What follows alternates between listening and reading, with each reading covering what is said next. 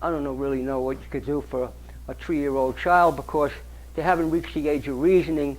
You can't get them to follow a type of a diet. Plus, it's more of a medical situation because it's very kind of tricky. Her blood sugar went from 400 down to 68. The mother said she gave her some whole wheat bread, but I don't think that's what happened. Is when she changed her diet without changing the amount of insulin she was just getting too much insulin. So it's very, it's kind of unusual. I mean, that child, as far as I'm concerned, is still producing some insulin, but the doctor says that she's in a honeymoon stage, which is quite possible, that she's gonna, her body's gonna stop producing insulin.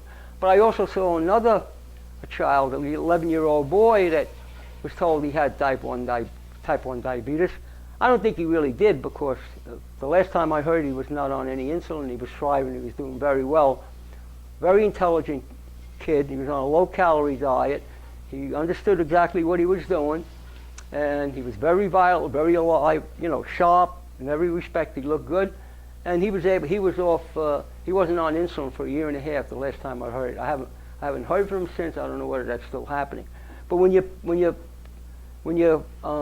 working with type 1 diabetes as a professional, and they have to stay on insulin, you could still live a very long, high-quality life on insulin if you feed them a better diet, because you want to minimize the amount of insulin the person is taking, because it's going to be much better for them.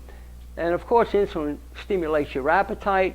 So if you feed them a high-quality diet without processed food, and then you stabilize your insulin, you're going to get great results. I see people, I'm thinking about one woman in particular. She's been a diabetic for 45 or so years. I mean, she is the picture of health. She's never sick. She takes her insulin. She had tried to come off her insulin. Somebody had out in California told her she could come off her insulin. I didn't think so. I thought that was kind of preposterous, but she tried to come off her insulin, was not successful. She almost got hurt in the process. So I just accept the fact that, you're superbly healthy. Just, why not stay on your insulin?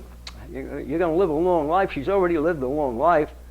She's like in her 70s, and she's still jogging. She's still doing everything. She's very, very slender.